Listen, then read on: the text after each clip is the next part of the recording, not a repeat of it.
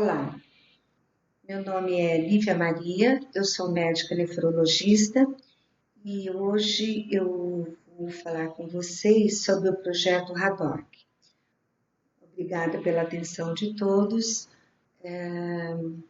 E esse projeto, ele é um projeto que está sendo desenvolvido pela Universidade Estadual de Mato Grosso do Sul, pela turma de medicina e juntamente com a Secretaria Municipal de Saúde de Campo Grande. Ele visa uma metodologia, né, de rastreamento e avaliação da doença renal crônica em unidades de saúde de Campo Grande, nas unidades de saúde. Objetivos do projeto: contribuir com o conhecimento e habilidades dos profissionais de saúde para o rastreamento e avaliação da doença renal crônica em pacientes diabéticos e ou hipertensos em unidades básicas de saúde do nosso município, bem como realizar educação em saúde junto aos usuários do serviço. Sensibilizar e capacitar a equipe multidisciplinar da Unidade Básica de Saúde por meio do estabelecimento de estratégias metodológicas para realizar rastreamento e avaliação precoce da doença renal crônica em pacientes diabéticos e hipertensos. Ou seja, essa equipe multidisciplinar formada por médicos, por técnicos, pelos assistentes sociais, pela enfermagem, para que nós possamos detectar precocemente se esse paciente, principalmente que é o nosso público-alvo, os hipertensos e diabéticos, tem alguma alteração da função renal. E dessa forma, podemos encaminhar esses pacientes à atenção especializada. Doença renal crônica: perda da função renal glomerular, tubular e endócrina por 3 meses ou mais, de caráter irreversível, com uma taxa de filtração glomerular, TFG, menor que 60 ml por minuto ou, se for maior que 60 ml por minuto, porém com alteração em marcador de lesão renal parenquimatosa, ou histopatológica, sanguínea, urinária ou em exames de imagem. Então, quando nós recebemos um paciente que começa a fazer o tratamento dialítico, nós esperamos pelo menos 3 meses fazendo o tratamento, após isso reavaliar essa função para ver se realmente, para confirmar, né, ratificar se é realmente uma doença renal crônica ou não. Em países desenvolvidos, né, já começando, vamos falar agora sobre epidemiologia. Então, em países desenvolvidos, o diabetes é a principal causa da doença renal crônica. No Brasil, a maior causa ainda é a hipertensão arterial sistêmica, seguida do diabetes mellitus, porém com ascensão em número deste último, do diabetes. E ambas podem evoluir para a insuficiência renal crônica terminal, IRCT.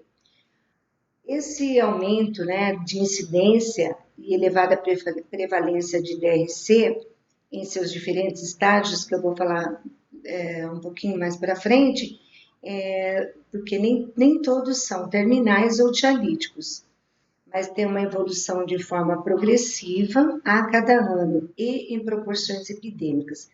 Por quê? Porque estamos fazendo mais diagnóstico e estamos com população com aumento de diabetes e hipertensos devido à própria vida, a vida moderna, vamos dizer assim, por dietas que as pessoas hoje consomem, que são mais muito industrializada e por vários outros fatores, e com isso está aumentando o número de pacientes, tanto diabéticos quanto hipertensos. No censo realizado no Brasil em julho de 2016, em 41% dos centros de diálise, o número estimado de pacientes em diálise foi de 133 mil pacientes, ou seja, é um número bastante expressivo. A etiologia: a hipertensão arterial sistêmica, 34%, nefropatia diabética, NB, na referida população foram 79 PMP por milhão da população, em torno de 30% dos pacientes. Glomerulonefrite crônica, 9%, doença renal policística do adulto, DRPA, 4%, e outras patologias, 12%. Aqui entra litíase renal, infecção urinária de repetição, pielonefrite e outras, todas as patologias, doenças sistêmicas que podem levar à insuficiência renal crônica. Hoje nós temos 92% destes pacientes em hemodiálise, tratamento, em hemodiálise, que é aquele tratamento realizado através de uma máquina de hemodiálise, 8% em diálise peritoneal, que é aquela diálise que nós fazemos em domicílio. Hoje, graças à evolução das máquinas, dos equipamentos, nós conseguimos fazer essa diálise peritoneal domiciliar. Primeiro faz um treinamento dentro de uma unidade hospitalar e depois esse paciente é acompanhado em domicílio. 29.268 pacientes estão em lista de espera para transplante renal. Só para lembrar, daqui a pouco vou falar sobre isso também, mas para lembrar que transplante renal, ele é um tratamento, não é a cura para a insuficiência renal. Também é uma terapia de substituição renal. Temos dentro da epidemiologia ainda uma redução da hepatite B e hepatite C, dentro dos centros de diálise. Por que isso é importante? Porque antes, há uns anos atrás, nós tínhamos uma incidência bastante elevada dessa transmissão de hepatite dentro dos centros de diálise. E hoje isso está bastante reduzido. Idosos, 33% dos pacientes são idosos, acima de 70 anos agora, um pouco nossa população está ficando mais idosa, envelhecendo mais, então hoje nós temos pacientes de 70, de 80, até 90 anos que estão em programa de diálise. O uso crescente de catéteres venosos centrais como acesso para hemodiálise. Por quê? Quando um paciente chega para nós já em estado de uremia, ou seja, com insuficiência renal grave ou com as escórias nitrogenadas bastante elevadas, nós temos que dialisar esse paciente. Ele precisaria, se ele fosse entrar em programa de diálise, de uma fístula arteriovenosa da FAV. Mas a FAV ela é confeccionada por um cirurgião vascular e só pode ser utilizada pelo menos com 30 dias após a sua confecção. Que podemos iniciar o uso, porque senão a perda da fístula pode ser precoce. E, considerando isso, quando o paciente chega para nós temos que fazer um acesso para ele poder ser conectado à máquina de diálise.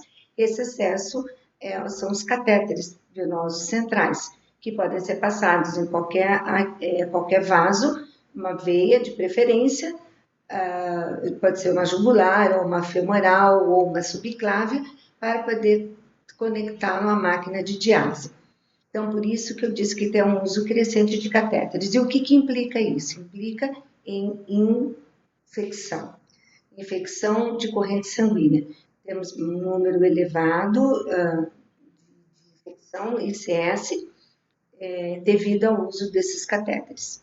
A mortalidade, ela gira em torno de 15% ao ano, de todos os pacientes em diálise, e é maior no início, principalmente aqueles pacientes que chegam muito urêmicos, ou já com outras alterações, ou que têm comorbidades. Então, esses pacientes podem evoluir para óbito no primeiro e segundo ano de diálise. Muitos desses pacientes, eles não sabem que são hipertensos, eles desconhecem por quê? Porque eles são assintomáticos. Então, eles não costumam olhar a pressão, não costumam fazer exames de rotina, e neste contexto, menos de 30% são tratados adequadamente. E aqui também vamos incluir aqueles que sabem que são hipertensos, porém eles não aderem ao tratamento. Ainda dentro da epidemiologia, falando sobre o diabetes, há um risco elevado de nefropatia diabética, ND, tanto em DM, diabetes mellitus tipo 1, em torno de 30%, como no diabetes tipo 2, 20% dos pacientes. A hiperglicemia crônica ela ocasiona uma disfunção de vários órgãos, como sabemos, olhos, rins, nervos, levando à neuropatia diabética, retinopatia diabética, a coronariopatia e também lesão de vasos sanguíneos, que é um grande problema do diabetes. Em verdade, o diabetes é uma doença sistêmica.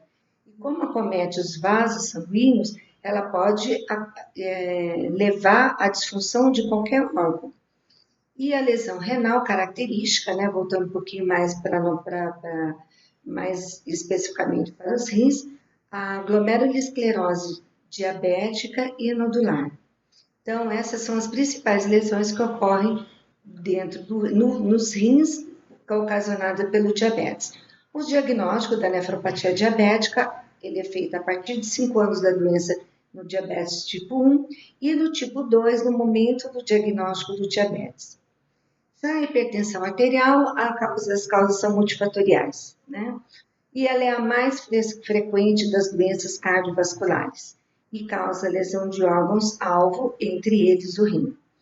E no rim promove a nefroesclerose hipertensiva, devido ao aumento de substâncias vasoconstritoras que levam à lesão endotelial e que aí nós sabemos que tem aquele acúmulo, aquela propensão à migração de citocinas, de fatores inflamatórios que levam à lesão do endotélio e com isso vai levando à isquemia e à perda do órgão. Esse quadro ele é bem interessante, apesar dele ser antigo, mas ele tem aqui a causa de doença renal crônica ao longo das últimas décadas. Aqui temos 87, 97 e 2010. Mas nós podemos ver que aqui nós temos um aumento da nefroesclerose hipertensiva e temos um aumento do diabetes mellitus. E podemos ver também que, à medida, com o passar dos anos, que a nefroesclerose hipertensiva aumentou bastante a incidência, diabetes também, e que hoje nós temos ambas já com uma proximidade, vamos dizer assim, em número de pacientes acometidos. Okay?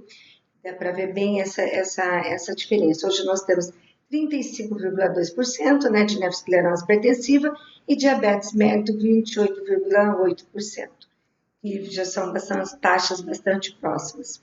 Então, concluindo, dentro da epidemiologia, o número absoluto de pacientes e taxas de incidência em diálise continuam a aumentar de forma constante, porém a taxa de mortalidade permanece estável. Por quê?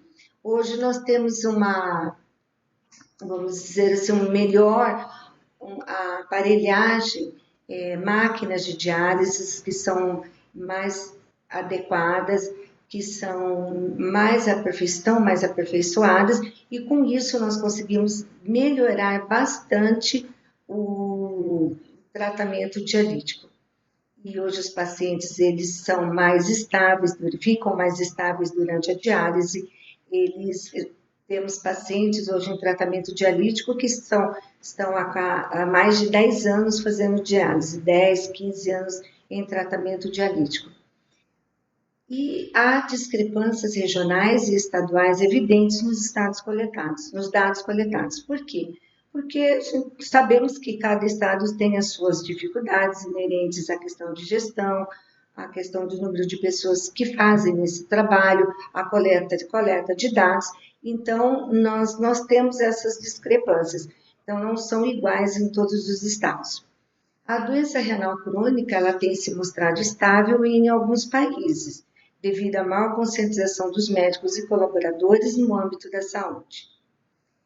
E isso vai bem de encontro ao nosso trabalho, que é justamente essa propagação de informações, essa divulgação de dados para todos os profissionais de saúde, para que possam nos ajudar a ter este levantamento e poder encaminhar esses pacientes para o especialista. Acerca do prognóstico da doença renal crônica, da nefropatia e da hipertensão, com o melhor controle da pressão arterial e glicemia, que sabemos que é extremamente importante para a progressão, para para diminuir a progressão, vamos dizer assim, da doença renal crônica, a divulgação e implementação das recomendações, né, sobre a detecção precoce, prevenção e tratamento por equipe multidisciplinar. Essa equipe, obviamente, que entram todos aqueles envolvidos na área da saúde, né? Seja, já, como eu disse no início, médicos, enfermeiros, técnicos, assistente social, psicólogo, para nos ajudar ao paciente ter mais aderência ao tratamento. Considerando todo esclarecimento acima, torna-se necessária a intervenção e participação do indivíduo enquanto agente promocional da saúde. E o tratamento dialítico é muito mais complicado e oneroso em relação ao conservador. Nós temos que lembrar que a diálise, principalmente a hemodiálise, o paciente ele tem que comparecer ao centro de diálise 3 vezes por semana. São 4 horas de duração cada sessão e esse paciente tem que ser puncionado 3 vezes por semana. Cada sessão ele é puncionado em dois sítios, da fístula arteriovenosa. E é um pouco doloroso. Então, e além de tudo isso, ele é um tratamento que sai bem oneroso para os cofres públicos. Então, é muito melhor fazer a prevenção, detectar precocemente, encaminhar esse paciente para podermos tentar retardar a progressão da doença, a fazer o tratamento dialítico em si, seja hemodiálise ou diálise peritoneal. Fatores de risco. Idade avançada, presença de comorbidades, né, pacientes cardiopatas e outras patologias sistêmicas, tabagismo, proteinúria persistente, a proteinúria, perda de proteína constante, por exemplo, nas glomerulopatias crônicas, elas causam lesa mais o rim, dislipidemia, doenças autoimunes, obesidade, que está se tornando uma causa por si só, é uma causa independente hoje para desenvolvimento de doença renal crônica, índice de massa corporal, IMC de 20 a 25 por metro quadrado, sedentarismo, ingestão elevada de sal, temos pacientes que são bastante sensíveis à ingestão de sal, que aumenta a pressão arterial, e excesso de gordura saturada. Na população pediátrica, o tratamento do refluxo vespo-ureteral, né, porque faz infecção urinária de repetição, e com isso pode, com o tempo, levar a formar cicatrizes, né, ou uma fibrose mesmo do parênquima renal, nefrite tubulointersticial crônica, causada às vezes até por medicamentos, processos urinários obstrutivos, como por exemplo válvula de uretra posterior. Então, todos esses pacientes, esses pediátricos, também têm que ser acompanhados pelo médico urologista ou o nefropediatra. Marcadores de disfunção renal. A taxa de filtração glomerular. Realizar pelo menos uma vez ao ano, pode ser por dosagem urinária, de 4, 12 ou 24 horas, ou estimada através de fórmulas. As mais usadas hoje, as fórmulas são o MDRD e a CKD-EPI, que refletem valores próximos à dosagem urinária. A fórmula de Cockcroft-Gault, que é a que conhecemos há muito tempo, 140 menos a idade vezes o peso dividido por 72 vezes a creatinina plasmática, ela está em desuso. Por quê? Ela superestima a taxa de filtração glomerular. Ela utiliza a creatinina que é secretada pelos túbulos e os resultados não são fidedignos para pacientes obesos ou caquéticos. Lembrar que a creatinina, além de ser secretada pelos túbulos, ela depende da massa muscular do paciente. Então, por exemplo, idosos, eles têm uma creatinina às vezes baixa porque eles têm pouca massa muscular. Então, por isso nós estamos praticamente abandonando a Cockcroft-Gault. Então, lembrar que hoje é MDRD e CKD-EPI. Nós vamos falar um pouquinho mais sobre isso nos próximos slides. Ainda sobre marcadores de disfunção renal, nós temos a albuminúria, que é um marcador de lesão glomerular e risco cardiovascular. taxa de excreção da albumina maior ou igual a 30 miligramas por 24 horas, ou a RAC, que é a relação albumina-creatinina, em amostra isolada de urina, que ela pode ser maior ou igual a 30 miligramas por grama. Outro marcador, alteração do sedimento urinário. Quando encontramos hematúria, leucocitúria, cilindros hemáticos ou leucocitários. Temos que pensar que tem alguma alteração renal e temos que investigar esse paciente. Alterações eletrolíticas. Numa fase mais precoce, nós temos a alteração da ureia e creatinina. No decorrer do aumento, da piora, da progressão da insuficiência renal, nós vamos ter outros marcadores, né? Como, por exemplo, paratormônio, calcemia, fosfatemia, proteínas totais e frações, albumina, porque o paciente começa a ter alteração do estado nutricional. Então, vários outros marcadores, mas numa fase mais adiantada. Mas, inicialmente, mais a ureia e creatinina. Dentro dos marcadores ainda, temos as alterações histológicas renais, que é realizada e que só conseguiríamos ver através da biópsia renal, que tem as suas indicações, mas aí é um capítulo à parte. Tá?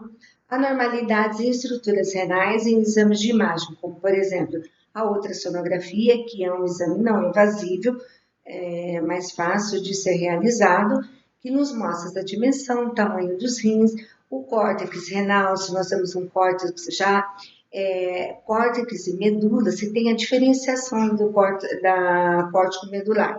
Isso, quando nós encontramos esse dado, nós podemos pensar já numa doença renal crônica estabelecida. Cistos renais, para controle, esses cistos são grandes, eles estão aumentados, vão aumentando no decorrer do tempo. Se tem infecção, né, às vezes tem coleção purulenta. Cicatrizes renais, que são características de processos infecciosos de repetição, e litíase renal, e outras alterações, anomalias, né, congênitas. Aí temos a tomografia computadorizada, que também nos mostra as alterações também do tamanho dos rins, também mostra se tem processos expansivos, tumoração. Né?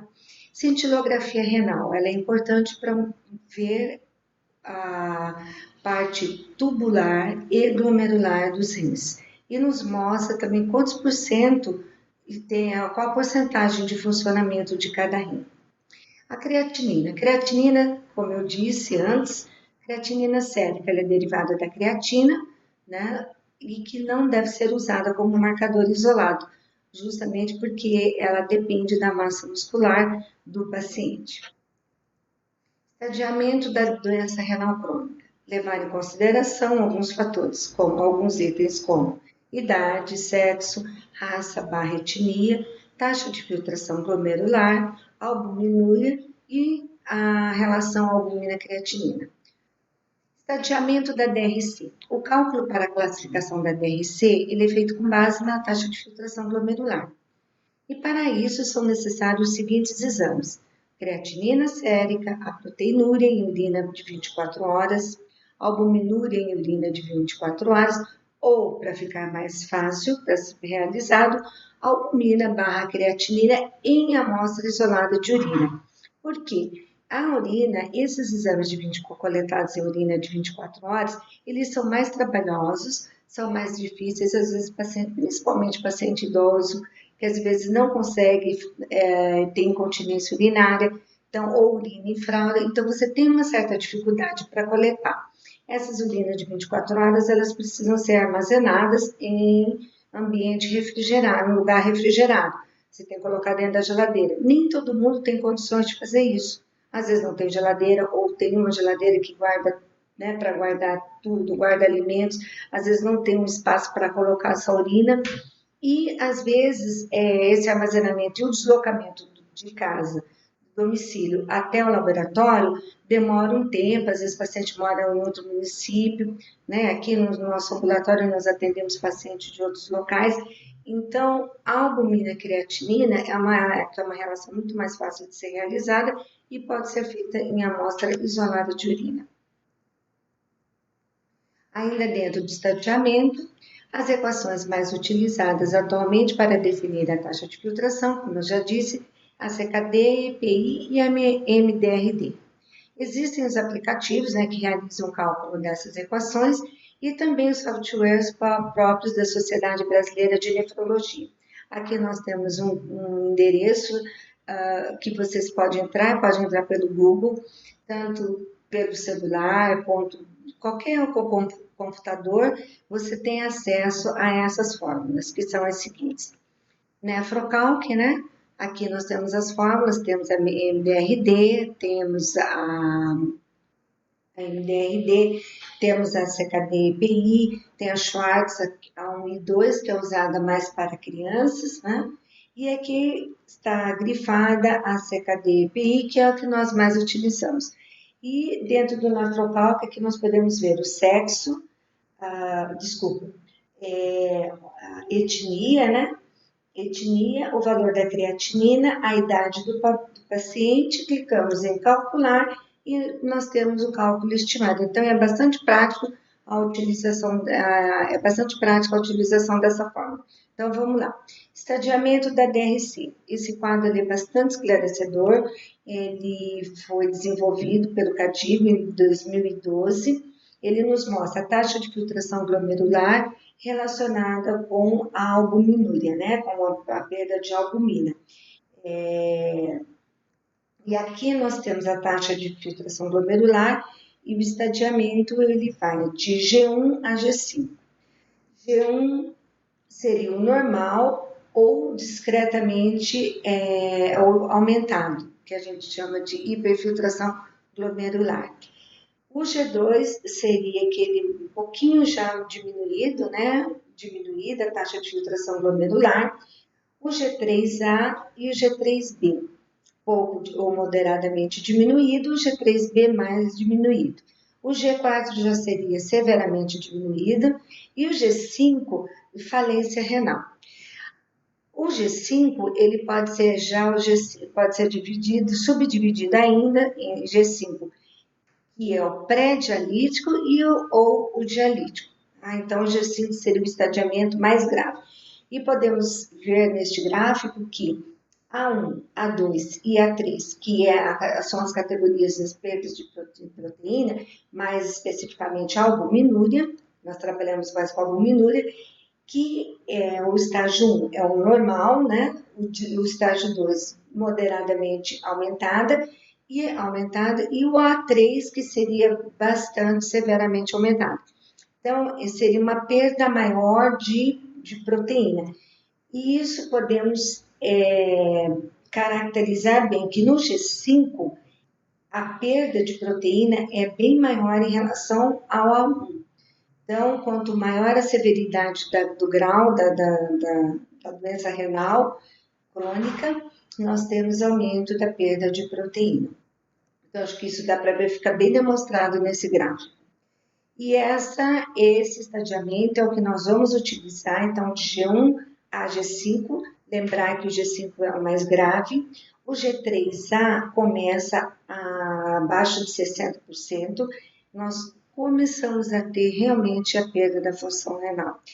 E aqui é que nós trabalhamos, o nosso projeto está voltado para que esses pacientes abaixo de 60%, que é o G3A, sejam encaminhados para um médico especialista, no caso o nefrologista.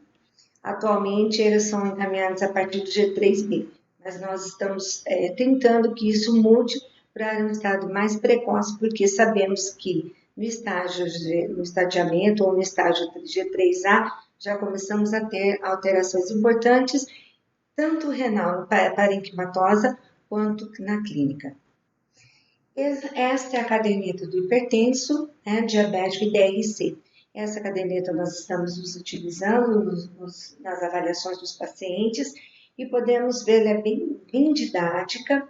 Em verde nós temos caracterizado o grau, o estadiamento G1 e G2, em amarelo o G3A e o G3B, e em vermelho o G4 e o G5, que lembra que eu falei que o G5 normalmente é aquele paciente que já está pré-dialítico, vamos supor que ele tem um clearance de 10%, uma taxa de filtração glomerular de 10%. Esse já é o G5.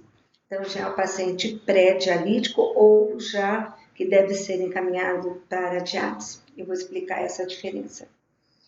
Aí um exemplo só para a gente poder treinar um pouquinho para usar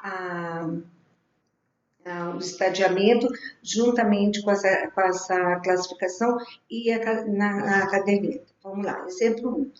Geralda, 56 anos, branca, DM controlada, diagnóstico há 15 anos. Sem queixas, apresenta os seguintes resultados dos exames: creatinina sérica de 0,7 e proteinúria em amostra isolada 10 mg em 24 horas. Vamos colocar na forma: mulheres brancas, então nefrocalque 1.0, voltando um pouquinho só para lembrar da fórmula. Então abrimos o aplicativo, nefrocalque 1.0, CKD EPI, a fórmula que mais utilizamos. Então nós vamos colocar mulheres brancas / outras, creatinina 0,7 mg por decilitro, idade 56 anos. Clica em calcular, clearance 97,2, estadiamento G1.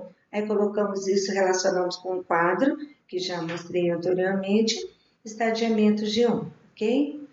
Exemplo 2. Amanda, 67 anos, negra, hipertensão arterial descompensada, diagnóstico há 10 anos. Sem lesão renal, apresenta o seguinte resultado da creatinina sérica, 1.0. Então, vamos colocar no quadro.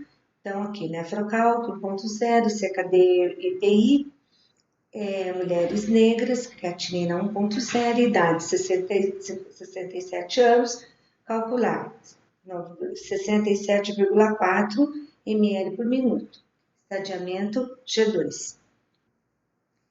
Exemplo 3. João, 70 anos, branco, hipertensão arterial e diabetes. Ambas com diagnóstico há 20 anos, etilista, com queixas urinárias importantes. Então, lembrar que essas queixas urinárias, nós vamos fazer um exame de urina, se tiver alteração, já é um paciente que tem que ser investigado. E temos aqui as duas patologias, né, que são as causas de DRC, hipertensão e diabetes. Apresentou os seguintes resultados dos exames: creatinina sérica de 2,3, albuminúria 35 mg em 24 horas. Vamos lá na fórmula, nefrocalque, homens brancos / outros, creatinina sérica 2,3, a idade 70 anos. Calcular 27,7 ml por minuto é a taxa de filtração glomerular deste paciente. Estadiamento G4, ok? E por que a importância disso? Então, por que é importante nós fazermos o estadiamento dessas doenças? Porque vai interferir na conduta. Então, estágio de DRC com lesão renal presente, de 1 a 5, como eu mostrei no gráfico anterior. Não precisa decorar esses números, né? Essa aula vai ser repassada para todos. Mas o que é importante saber? Que do estar no estadiamento de 1 a 4, o tratamento é dito conservador ou não dialítico. Por quê? Nós podemos interceder em todos os fatores que porventura possa piorar a função renal desse paciente. Eu vou falar um pouquinho mais para frente sobre isso. E esses fatores, eles podem desacelerar a progressão da doença renal crônica. E com isso, nós podemos fazer com que este paciente demore mais a entrar ou iniciar o tratamento dialítico, que seria o estágio 5. No estágio 5, nós temos, vocês estão vendo aqui, menor que 15 ou 10 ml por minuto. Por que essa diferença? Menor que 15 para pacientes diabéticos, que têm como doença de base o diabetes, e menor que 10 para pacientes que não têm diabetes. O menor que 15 é mais precoce a indicação de diálise. Os pacientes diabéticos, as lesões vasculares, elas são mais agressivas. Por isso, indicamos menor que 15. E aí o tratamento é a diálise ou transplante renal. Lembrar que transplante renal é uma terapia renal também substitutiva. Ela não é uma cura. Por quê? Um paciente pode ficar transplantado durante anos, esse tempo é variável, vai de semanas a anos. Porém, ele não significa que seja definitivo e nem que vai curar esse paciente, porque ele pode ter complicações no transplante renal e ter que retornar para o tratamento dialítico, ok? Observação. A partir do estágio G3A é feito o encaminhamento para o especialista. Eu estou frisando isso porque é muito importante e essa é uma das nossas solicitações, dos nossos objetivos do projeto. Então, a prevenção da DRC, como que nós fazemos? Se necessária a terapia renal substitutiva, os principais fatores relacionados à melhor qualidade de vida desses pacientes são o diagnóstico precoce da DRC, de novo, insistindo, diagnóstico precoce, menor número de comorbidades, melhor estado nutricional, maior suporte familiar. Quando a família ajuda o paciente, ajuda no tratamento medicamentoso, adquire, vai atrás dos medicamentos, toma os remédios nos horários certos, de forma correta. É muito comum nós encontrarmos pacientes que às vezes eles não sabem ler, eles não são alfabetizados. Então, eles não conseguem, às vezes, eles não conseguem ver a receita, não sabe nem o que tem na receita. Então, por isso que é importante sempre, quando esses pacientes vêm para consulta, na primeira consulta, se você percebe que o paciente tem alguma dificuldade de entendimento, peça para que ele venha com um acompanhante na outra consulta, ok? E aí você explica para a família, né? Então, por isso esse suporte familiar é bastante importante. E aí podemos acionar o serviço social, que pode nos ajudar também a trazer essa família para perto, né? E nos ajudar a orientar e tratar esse paciente. O transplante renal, como eu já falei, que não é o tratamento, não é a cura, mas faz parte do tratamento e que é opcional, tá? Nós somos obrigados, como nefrologista, a colocar todos os pacientes na lista para transplante. Porém, alguns pacientes não aceitam, não querem ser transplantados. E eles preferem ficar em tratamento dialítico ou em conservador, mas eles não querem ser transplantados, por vários motivos. Que não vem ao caso agora no momento, mas só para saber que alguns se recusam. E é uma opção, é um direito deles. Pode ocorrer a agudização da doença renal crônica em pacientes ambulatoriais ou internados. Alguns pacientes já têm uma alteração da creatinina, por exemplo, normal até 1,3 na maioria dos exames das referências laboratoriais. Às vezes chega para nós já com a creatinina de 3 e pouquinho, e esse paciente já é um DRC. Porém, se ele tiver um quadro infeccioso, por exemplo, ou usar algumas medicações, ele pode apresentar piora da função renal, que a gente chama de agudização num paciente que já é crônico, ok? Prevenção primária da DRC, só para fazer um resumo daquilo que nós já falamos anteriormente. Então, identificar os grupos e fatores de risco, ver os familiares, que se alguém da família já tem doença renal crônica, se faz diálise, se tem hipertensão arterial, se tem diabetes na família, rastrear a doença renal crônica através daquilo que nós já mostramos da caderneta do hipertenso e do diabético, né? Calcular a taxa de filtração glomerular, colocar no quadrinho lá os dados do paciente, creatinina, idade, etnia, ok? Tratamento específico da doença renal de base, isso é importantíssimo. De repente, o paciente tem uma doença autoimune ou tem uma outra doença sistêmica, e esse tratamento da doença de base já vai nos ajudar bastante para desacelerar a progressão da doença renal crônica.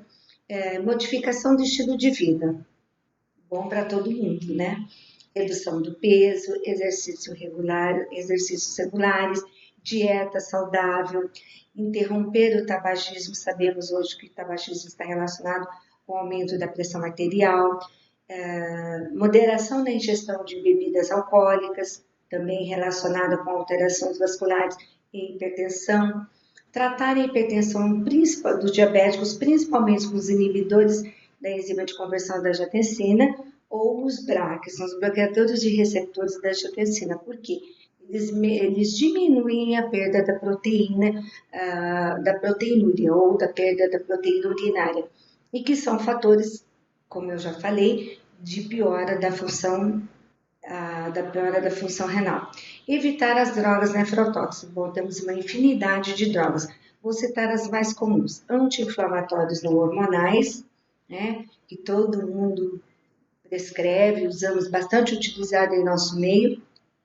Os anti-inflamatórios são ótimos para dores, principalmente dor articular, são usados para problemas ortopédicos. Então, é comum no nosso meio usarmos e prescrevermos bastante. Porém, eles são inimigos dos rins. Eles fazem uma vasoconstrição através da inibição das prostaglandinas vasodilatadoras e com isso eles promovem essa vasoconstrição que altera a função renal. E é nítido, muito claro, a piora em pacientes que já possuem alteração da função renal. Quando usa anti-inflamatório não hormonal, ela realmente diminui muito a taxa de filtração glomerular desses pacientes. E os muito comuns, rotineiramente utilizados, como o Voltaren, que é o diclofenaco, né, tanto de sódico quanto potássico, o ibuprofeno, nimesulida, são todos anti-inflamatórios não hormonais. Os hormonais, que são os esteroides ou corticosteroides, eles não interferem na função renal, podem ser utilizados. Porém, tem que tomar cuidado só com os pacientes que são diabéticos, porque esses pacientes diabéticos podem aumentar a glicemia. Então, vamos lá. O que é importante? Controle da pressão arterial. Mantê-la menor ou igual a 14/9, né, ou 140 por 90 milímetros de Hg. Quando o paciente tem proteinúria, então nós já temos um fator que lesa o rim. Aí a pressão tem que ser um pouquinho mais baixa. Pode ser menor ou igual a 130 por 80 milímetros de Hg. Um diabético, que ele então tem bastante perda de proteína, com albuminúria de 30 a 300 miligramas, vamos tentar manter essa pressão menor ou igual a 130 por 80. O ideal é manter um pouquinho mais baixa. Cuidado com os idosos, tá? Porque nós não podemos diminuir tanto a pressão por causa da circulação cerebral. Medicamentos que podemos utilizar: os BRA, bloqueadores de receptor de angiotensina, os IECAs, inibidores da enzima conversora da angiotensina, isso para todos os pacientes que têm insuficiência renal, ok? Diuréticos, bloqueadores de canais de cálcio, BCC, simpaticolíticos, metildopa e a clonidina, e, se necessário, os vasodilatadores, que são a hidralazina e o minoxidil, que nós temos mais no nosso arsenal de medicamentos. Ingestão proteica, redução a partir do estágio 3A. Aí já normalmente quem vai fazer vai ser o nefrologista em trabalho em conjunto com o nutricionista. Por quê? Porque a proteína de derivadas, principalmente derivada de alimentos de origem animal, elas são lesivas aos rins, aumenta a perda de proteína. Diminuir a ingesta de sal, principalmente em hipertensos, né? Em hipertensos e também litiásicos, porque sabemos que o sal ele piora, ele é um dos fatores que é litogênicos. Então, todos esses fatores que eu acabei de falar, eles fazem parte do tratamento conservador ou não dialítico. Dentro do controle da pressão arterial, só para ter falar um pouquinho de alguns pontos que são importantes, que eu considero importante. BRA ou IECA, redução de dose ou suspensão para a taxa de filtração glomerular menor que 30 ml por minuto, de 30 para baixo. Por quê? Esses pacientes, quando você já tem alteração da função renal, já 30 já é uma alteração importante, eles pioram a função e eles aceleram a progressão da insuficiência renal. E principalmente pode diminuir mais a pressão arterial, que também é um fator preponderante na piora da função. Cuidado com hipercalemia, que é o aumento do potássio. Podemos aumentar com o uso desses medicamentos.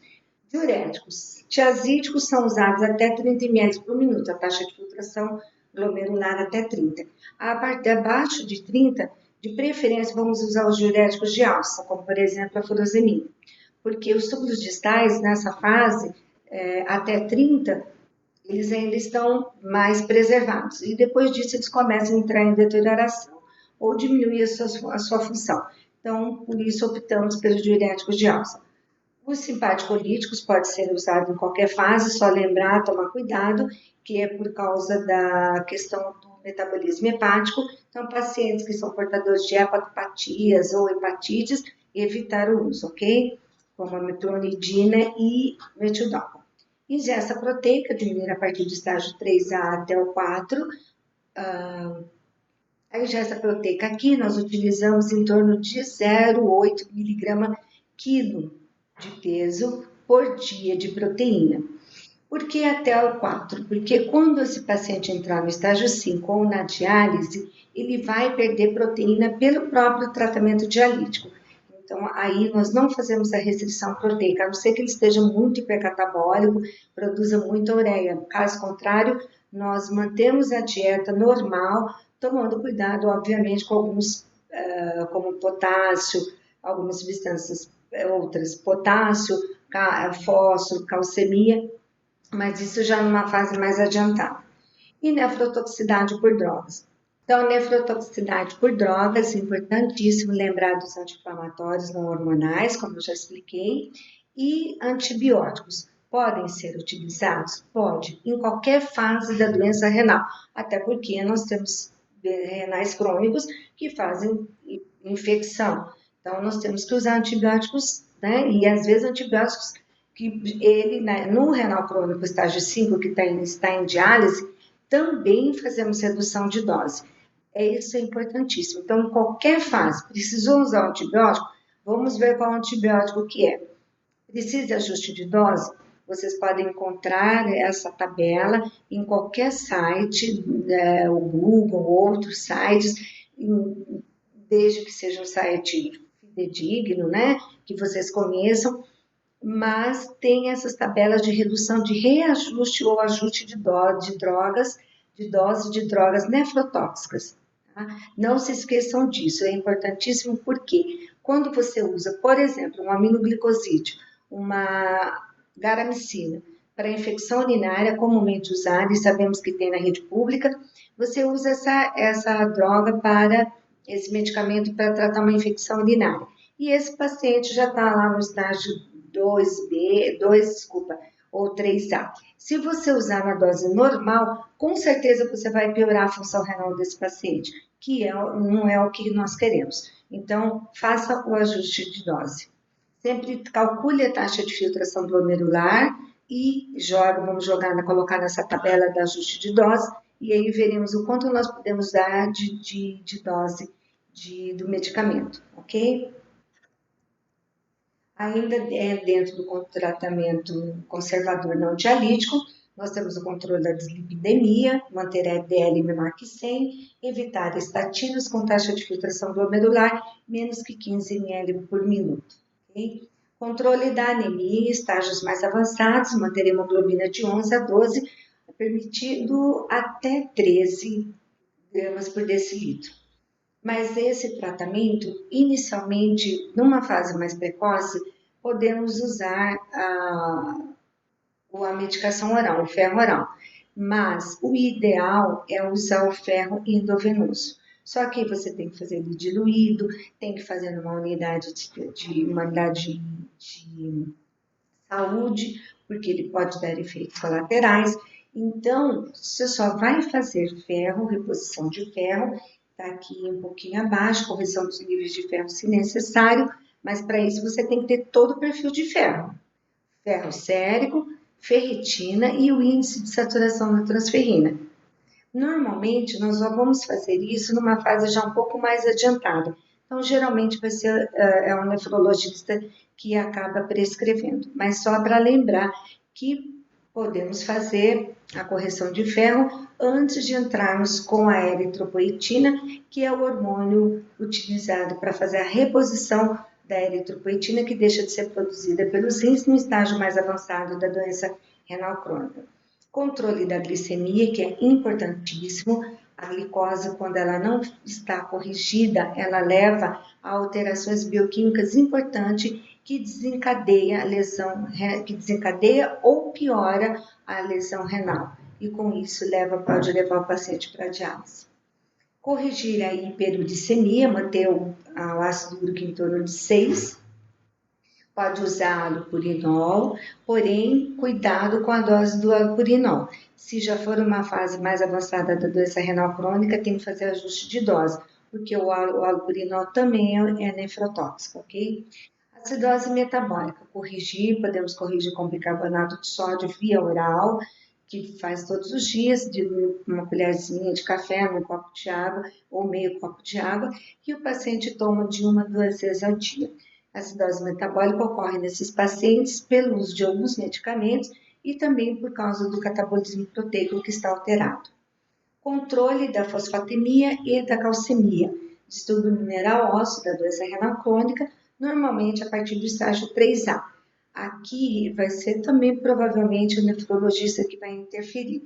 Porém, só para lembrar que nós podemos ter cálcio baixo e com aumento do fósforo. E temos drogas, medicamentos específicos para tratamentos para corrigir essas alterações. Evitar o tabagismo, drogas anti-inflamatórias, que já falei, vamos frisar novamente, e outras nefrotóxicas, ou ajustar a dose do antibiótico, se necessário, o uso. Não comer carambola, principalmente se a taxa de filtração glomerular for menor que 60 ml por minuto. Por quê?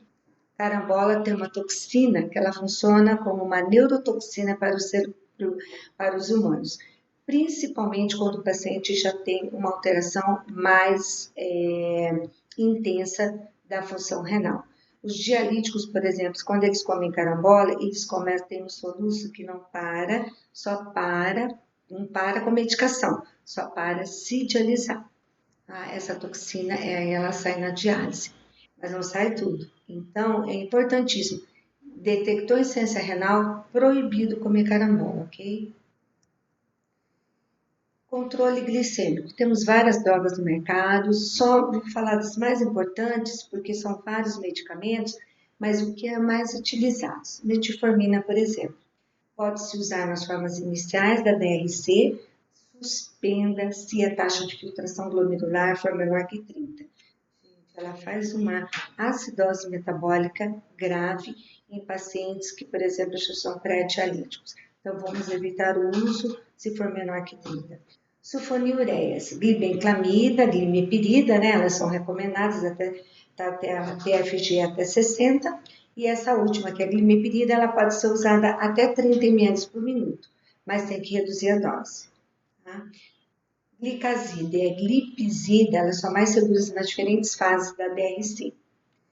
Pode ser, e são mais seguras nas diferentes fases, então você pode usar com mais segurança. Metabolismo hepático e metabólitos urinários são inativos. Lembrar que todos os medicamentos usados para controle da glicemia, sejam comprimidos ou seja a insulina, eles ficam mais tempo, principalmente a insulina, fica mais tempo circulando pelo corpo. E com isso pode levar a hipoglicemia. Então tem que tomar cuidado com esses medicamentos, porque eles podem causar hipoglicemias graves, até com lesão cerebral, e às vezes irreversível. Meglitinidas, reparinida, causa hipoglicemia na DRC avançada, mas pode ser usada em doses reduzidas, como 0,5 mg por refeição, se a taxa de filtração ainda estiver entre 30 e 60. A natriglida é contraindicada para pacientes sem diabetes, tá? A pioglitazona não acumula na DRC, que são as tiazolidinedionas. Ela pode ser usada, ela não acumula, então ela pode ser usada na DRC até em pacientes dialíticos. Essas duas nós não temos na rede pública. A carbose é a hepatotoxicidade e os metabólicos podem se acumular na DRC, não usar. Incretinas, hexanatida, ela é bem tolerada na DRC, leve e moderada. Na diálise, ela causa, o paciente que está em diálise, ela causa náuseas e vômitos. Sitagliptina, não precisa de reajuste para quando tem uma taxa de filtração maior que 50. Entre 30 e 50 reduz. E se for abaixo de 30, reduz para 25 mg a dia. Vildagliptina, se taxa de filtração menor que 50, também fazer redução de dose. Pode ser usada para pacientes em TRS, ou seja, em diálise. As insulinas, o melhor para pacientes dialíticos. Na DRC, com taxa de filtração menor que 45, já pode começar a usar lá. Também o paciente ainda que 45 ainda é conservador, porém, muitos pacientes não aceitam. Tá? Não querem, eles não gostam, não querem tomar insulina, se recusam, mas as insulinas podem ser usadas com clearance abaixo de 45, ou taxa de filtração glomerular. É eficaz e custo-benefício excelente. Para hiperglicêmicos ou hemoglobina glicada acima de 9%, principalmente, você pode usar as insulinas de ação intermediária ou longa. Se faz picos, né, glicêmicos, hiperglicêmicos, você pode usar pós-prandiais ou interprandiais, de preferência os análogos de ação ultra rápida. Essas insulinas não tem na rede, tem que ser adquiridas, tem que ser compradas, e nem todos têm condições. Então, nós acabamos usando as insulinas da NPH humana, ou né, para aqueles que são muito hiperglicêmicos, intercalar com as insulinas celulares. Só tomar cuidados, porque temos que fazer 2 a 3 dosagens por dia da glicemia, por causa do cuidado para esses pacientes não evoluírem, não apresentarem hipoglicemia. E aqui está então a referência, se vocês quiserem dar uma olhada, olhar ou outros artigos relacionados ao assunto. Tá?